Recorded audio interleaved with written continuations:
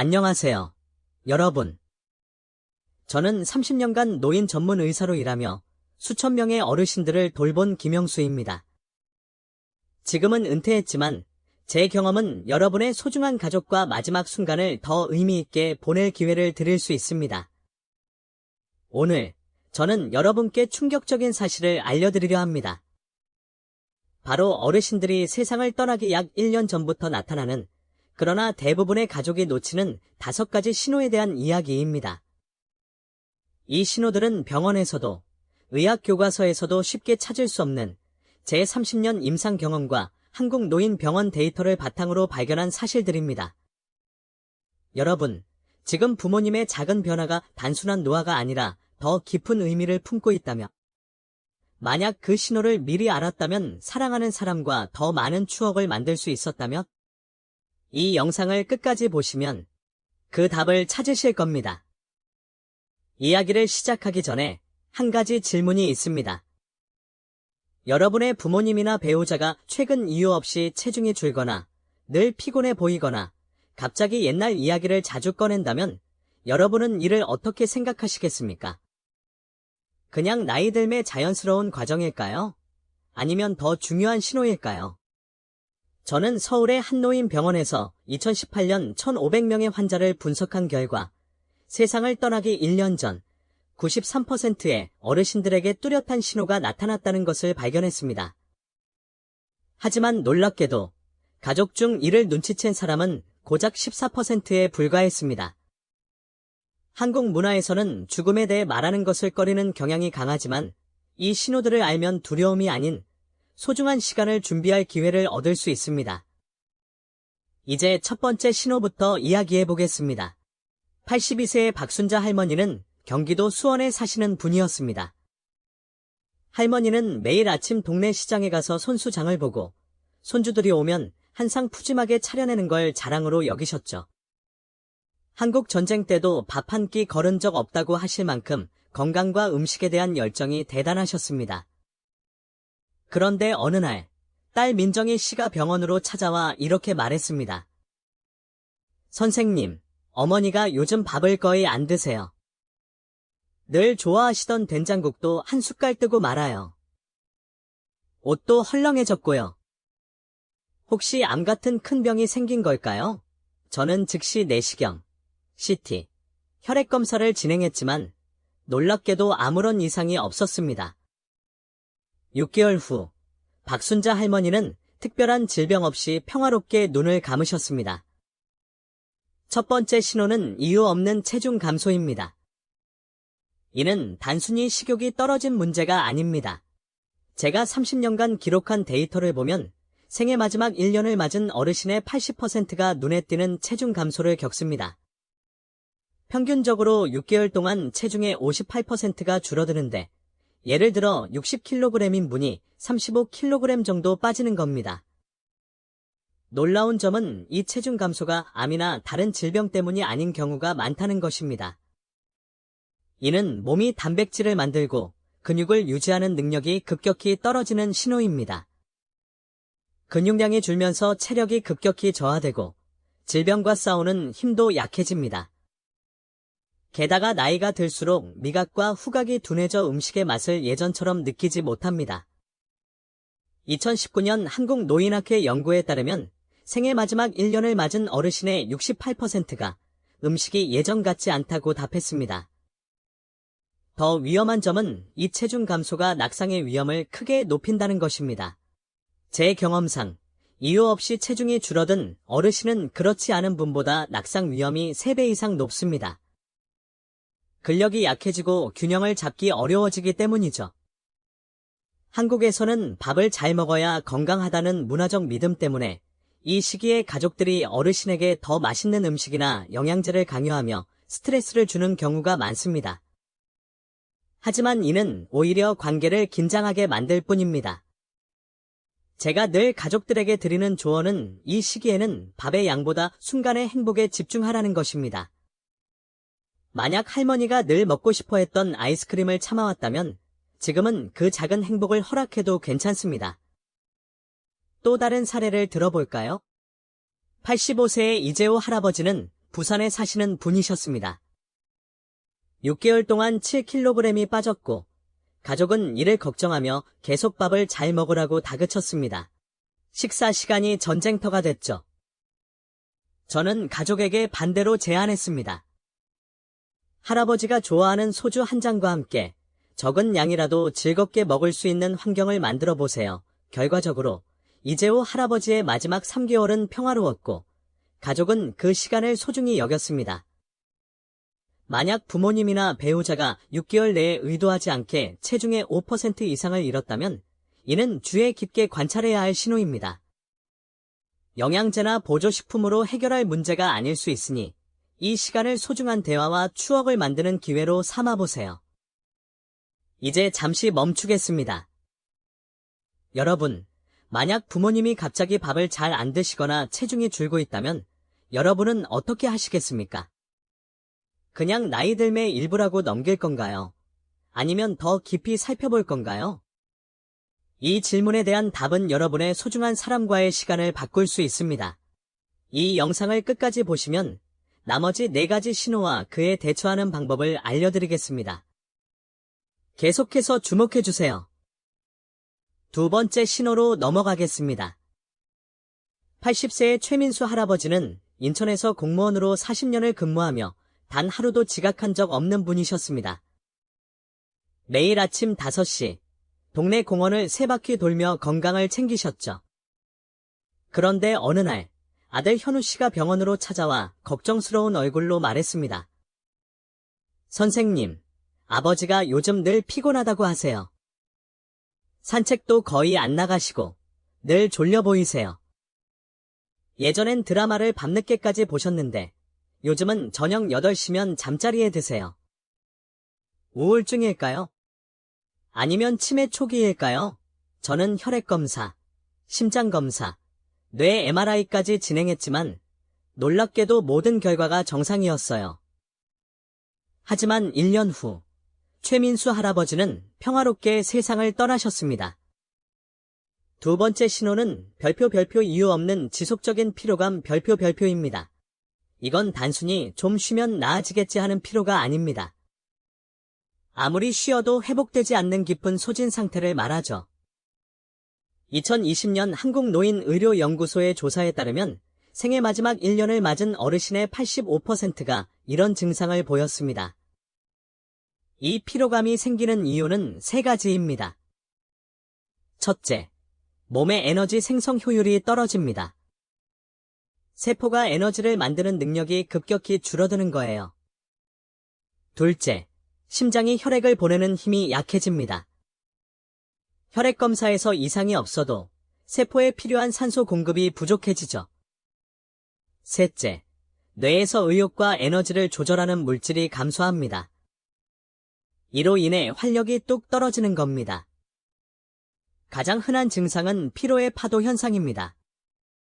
아침에는 괜찮다가 갑자기 압도적인 피로가 밀려오는 거예요. 마치 벽에 부딪힌 듯 기운이 쑥 빠지는 경험을 하죠. 이 피로감은 어르신들이 일상에서 점점 물러나게 만듭니다. 친구 모임에 나가지 않고 운동도 줄어들고 결국 근육량이 더 빨리 감소하는 악순환이 시작됩니다. 더 위험한 건 이 피로감이 낙상이나 사고 위험을 높인다는 점입니다. 한국노인학회에 따르면 피로감으로 주의력이 떨어진 어르신은 사고 위험이 2.5배 높아집니다. 특히 한국 어르신들은 피로를 의지 부족도로 오해해 스스로를 자책하는 경우가 많아요.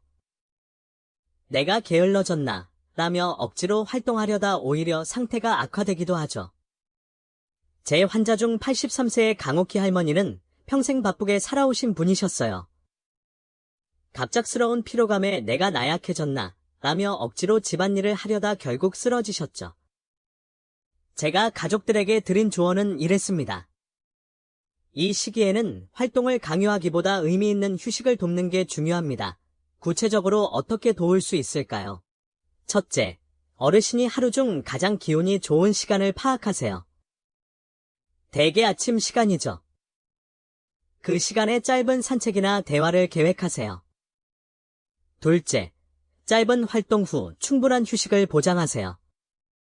셋째, 이 피로감이 게으름이나 의지 부족이 아니라 자연스러운 신체 변화임을 어르신께 이해시켜 드리세요. 최민수 할아버지의 아들은 결국 아버지의 일정을 바꿨어요. 긴 공원 산책 대신 아침에 짧은 마당 산책을 하고 오후엔 푹 쉬게 했죠. 무엇보다 피곤해 보일 때 힘내세요. 대신 손을 잡고 조용히 함께 있어줬습니다. 그 시간이 가족에게 얼마나 소중했는지 아들은 나중에 눈물로 감사 인사를 전했어요. 이제 잠시 생각해 봅시다. 만약 여러분의 부모님이 늘 피곤해 보이고 예전처럼 활기차지 않다면 여러분은 어떤 선택을 하시겠습니까? 억지로 활동을 권하시겠습니까? 아니면 그들의 페이스에 맞춰 소중한 순간을 만들어 주시겠습니까? 이 질문은 단순하지 않습니다. 하지만 답은 여러분의 가족과의 마지막 시간을 바꿀 수 있습니다. 이제 세 번째 신호로 넘어가기 전에 이 영상을 끝까지 보시면 남은 신호들과 그에 맞는 대처법을 모두 알게 되실 겁니다.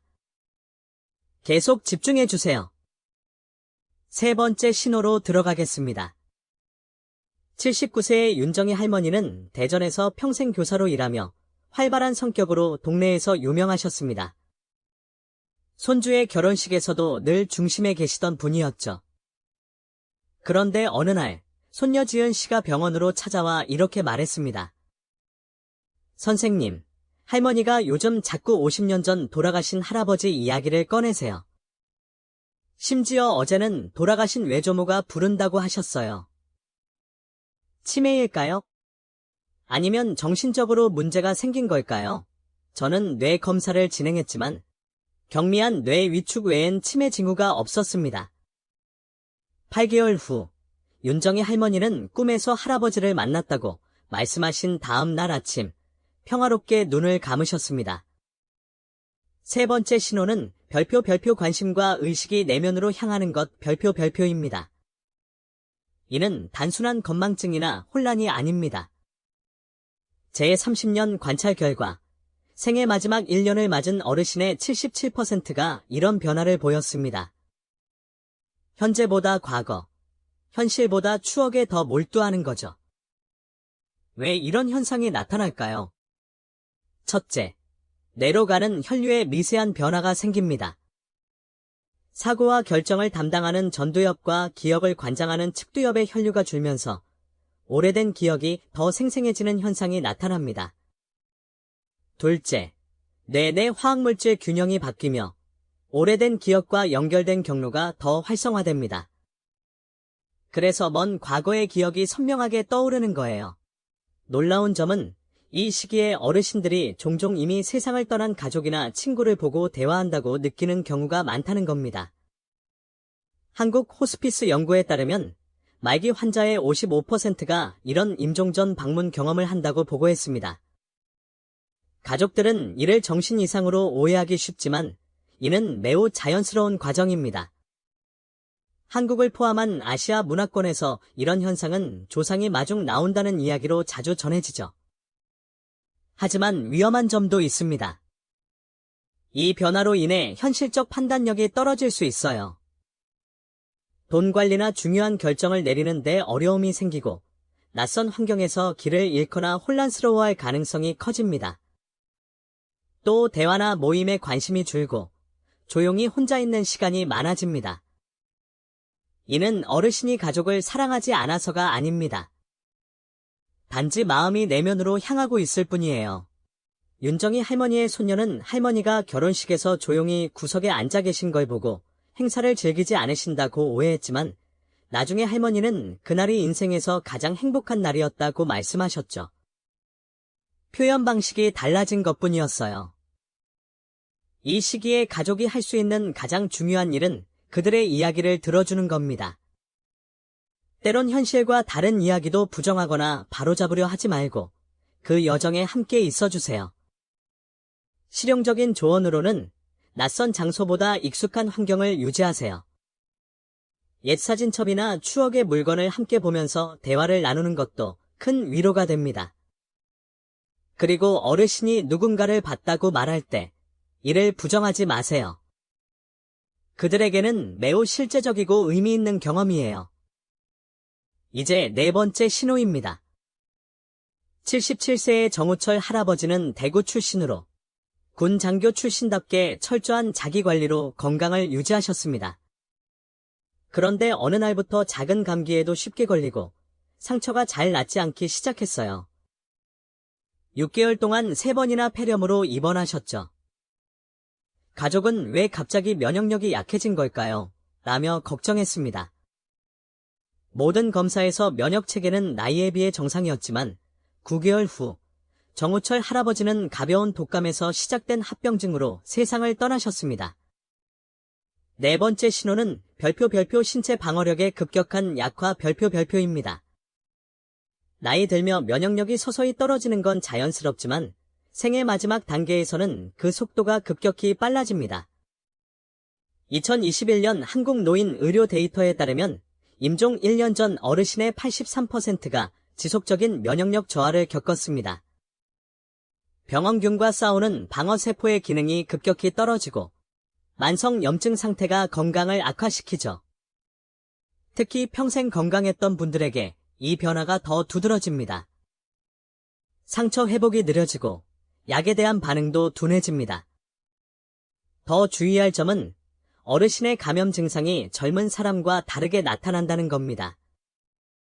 고열이나 통증 대신 단순한 혼란이나 식욕 저하, 피로감으로 나타날 수 있어요. 이를 비전형적 질환 표현이라고 합니다. 예를 들어 심각한 요로 감염이 있어도 통증 대신 갑작스러운 혼란이나 졸림으로 나타날 수 있죠. 이로 인해 초기 진단이 늦어져 합병증 위험이 커집니다. 실용적인 조언으로는 환경을 청결히 유지하고 손 씻기를 철저히 하세요. 수분 섭취와 영양 상태에도 신경 써야 합니다. 물 부족은 면역력을 더 약화시키니까요. 또 어르신의 감염 증상이 비전형적으로 나타날 수 있음을 기억하세요. 단순한 혼란이나 피로감이 심각한 감염의 신호일 수 있으니 즉시 의사와 상담하세요. 예방접종도 중요합니다. 독감이나 폐렴구균 백신은 이 시기에 특히 필요하지만 효과가 젊은 사람보다 낮을 수 있다는 점도 알아두세요. 정우철 할아버지의 가족은 결국 반복된 입원 대신 집에서 편안한 간호를 선택했고 할아버지가 병원보다 집에서 더 행복해 하셨다는 걸 깨달았습니다. 마지막 3개월, 그들은 불필요한 치료 대신 추억 만들기에 집중했어요. 이제 마지막 신호로 가기 전 잠시 멈추겠습니다. 만약 여러분의 부모님이 자꾸 옛날 이야기를 하거나 감기에 자주 걸리고 쉽게 낫지 않는다면 여러분은 어떤 선택을 하시겠습니까? 이 영상을 끝까지 보시면 마지막 신호와 그에 따른 실질적인 대처법을 알게 되실 겁니다. 소중한 사람과의 시간을 준비할 기회를 놓치지 마세요. 마지막 신호.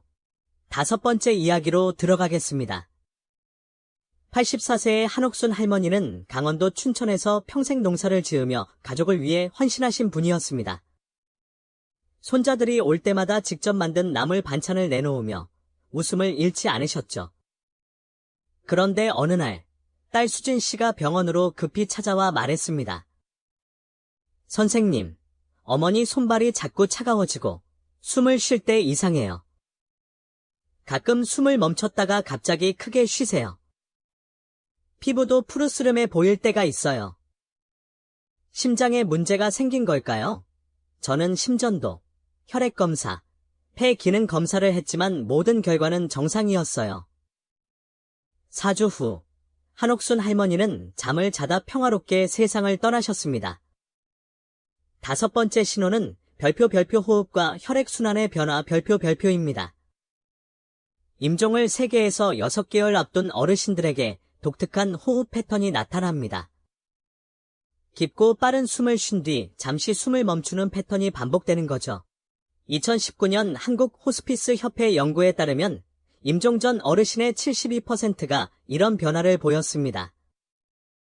이는 뇌의 호흡 조절 중추가 변하면서 발생합니다. 혈액 내 이산화탄소 농도를 감지하는 능력이 달라져 호흡이 불규칙해지는 거예요. 동시에 혈액순환도 크게 변합니다. 몸이 주요 장기에 혈액을 집중시키면서 손발이 차가워지고 피부가 청백색이나 푸르스름해집니다. 이를 말초 혈액순환 장애라고 합니다. 무릎이나 손의 대리석 같은 얼룩무늬가 나타날 수도 있는데 이는 혈관의 수축과 확장이 불규칙해지기 때문입니다. 가족들은 이런 변화를 보면 당연히 두려워합니다.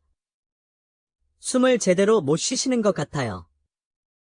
산소가 부족한 걸까요? 라며 걱정하죠. 그래서 종종 산소 공급이나 집중 치료를 요구합니다. 하지만 놀라운 점은 이 변화가 어르신에게 큰 불편을 주지 않을 수 있다는 겁니다. 이 시기에는 뇌의 산소 부족 감지 기능이 둔해져 주관적인 호흡 곤란을 덜 느끼는 경우가 많아요. 이는 몸이 자연스럽게 마지막을 준비하는 과정입니다. 위험한 점은 이 자연스러운 과정을 병적인 상태로 오해에 과도한 의료적 개입을 하는 경우입니다. 산소 공급이나 인공호흡기는 오히려 불편함만 키울 수 있죠. 92세의 오병철 할아버지의 경우 이런 호흡 변화가 나타났을 때 가족은 처음에 적극적인 치료를 원했습니다. 하지만 저는 이것이 자연스러운 과정임을 설명하고 할아버지가 편안함을 느낄 수 있는 방법을 제안했어요. 결국 오병철 할아버지는 병원이 아닌 집에서 사랑하는 가족들에게 둘러싸여 평화롭게 삶을 마감하셨습니다. 이 시기에 가족이 할 수 있는 가장 중요한 일은 따뜻함과 편안함을 제공하는 겁니다. 방 온도를 적절히 유지하고 가벼운 이불을 덮어드리며 입술이 마르지 않도록 작은 스펀지로 물을 적셔드리세요. 창문을 살짝 열어 공기를 신선하게 유지하는 것도 도움이 됩니다. 무엇보다 의료적 개입보다 정서적 위로가 더 중요합니다. 손을 잡아드리고 부드럽게 말을 걸어주세요. 반응이 없더라도 청각은 마지막까지 남는 감각입니다. 여러분의 목소리를 듣고 계실 거예요. 이 5가지 신호를 아는 순간 여러분은 중요한 선택의 기로에 서게 됩니다. 30년간 수천 명의 환자와 가족을 지켜본 저는 이 신호를 인지한 가족들이 소중한 시간을 더 의미 있게 보냈다는 걸 보았습니다. 반면 이를 놓친 가족들은 종종 후회를 남겼죠. 78세의 이영재 할아버지의 가족은 체중 감소와 피로감을 단순한 노화로 여겼습니다. 손주의 결혼식을 위해 신호를 무시하고 싶었죠. 하지만 결혼식 3개월 전 할아버지는 세상을 떠났고 가족은 왜 더 일찍 알아차리지 못했을까라며 눈물 지었습니다. 반대로 80세의 김순옥 할머니의 가족은 이 변화를 일찍 알아차리고 의미 있는 시간을 보냈습니다. 할머니가 늘 가고 싶어 했던 제주도 여행을 다녀왔고 가족의 이야기를 녹음하며 추억을 남겼어요. 할머니가 세상을 떠난 후 가족은 도리는 할 수 있는 모든 걸 했다며 평온함을 느꼈습니다. 이 신호들은 두려운 게 아니라 마지막 순간을 준비할 소중한 기회입니다. 여러분께 드리는 실질적인 조언은 이렇습니다. 첫째, 버킷리스트를 함께 만들어 보세요. 거창한 세계 여행이 아니어도 고향 방문이나 오랜 친구와의 재회 같은 작은 소망을 이루어드리세요. 둘째, 그들의 이야기를 귀 기울여 들어주세요. 같은 이야기를 반복하더라도 처음 듣는 듯 반응해주세요. 가능하면 녹음이나 기록으로 남기세요. 셋째, 가족 모임을 자주 가지세요. 한국 문화에서 가족의 결속은 어르신에게 큰 위로가 됩니다. 넷째, 법적 의료적 결정을 미리 논의하세요. 유언, 재산 분배, 장래 희망 등을 알아두면 나중에 혼란을 줄일 수 있습니다. 다섯째, 호스피스나 완화의료 서비스를 고려하세요. 이는 포기가 아니라 최선의 돌봄입니다. 여섯째, 자신을 돌보는 걸 잊지 마세요. 간병인은 충분한 휴식과 지원이 필요합니다. 마지막으로 사랑을 표현하세요. 사랑해요. 감사해요. 용서해요. 용서해주세요. 안녕하세요. 이 5마디는 마지막 여정에서 가장 강력한 메시지입니다. 한국 어르신들은 감정 표현에 익숙하지 않을 수 있으니 여러분이 먼저 마음을 여세요. 이 5가지 신호를 알면 더 이상 갑자기 돌아가셨다는 말을 하지 않게 될 겁니다. 대신 마지막 순간까지 의미 있는 시간을 함께할 수 있습니다. 30년간 의사로 일하며 배운 가장 큰 교훈은 죽음은 끝이 아니라 삶의 일부라는 겁니다. 좋은 이별은 이 신호를 알아차리는 것에서 시작됩니다. 한 환자의 딸이 제게 말했어요. 선생님, 이 신호를 알았기에 아버지와의 마지막 3개월을 인생 최고의 선물로 간직할 수 있었어요. 여러분도 그런 선물을 받길 바랍니다. 만약 부모님께 이런 신호가 보인다면 지금 이 영상을 끝까지 보세요. 그리고 여러분의 경험을 댓글로 나눠주세요. 여러분의 이야기가 또 다른 가족에게 희망이 될 수 있습니다.